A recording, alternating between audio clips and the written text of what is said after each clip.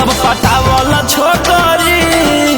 छूट जैतौ आजे सब पटावल छोकरी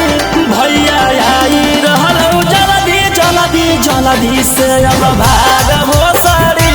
भैया आई रहलौ जल्दी जल्दी जल्दी से अब भाग भोसरी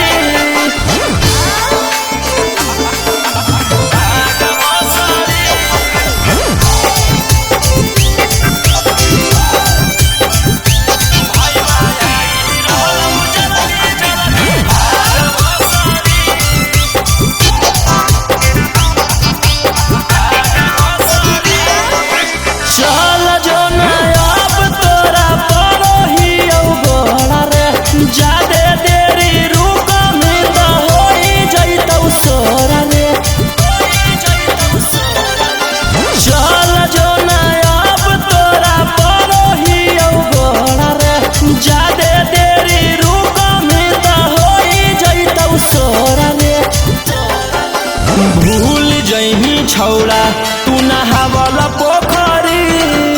भूल जही कूदी कूदी नहावल पोखरी भैया आई रहलौ जल्दी जल्दी जल्दी से अब भाग भोसरी भैया आई रहलौ जल्दी जल्दी जल्दी से अब भाग भोसरी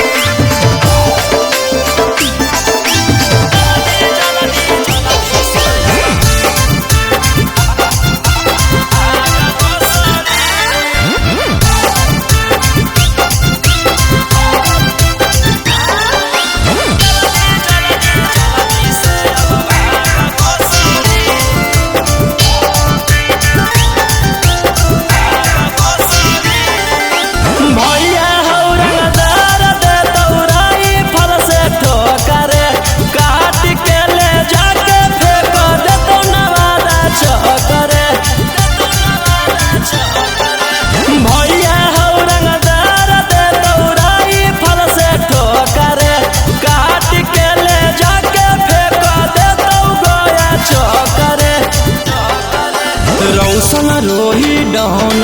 कौ करे ना नौकरी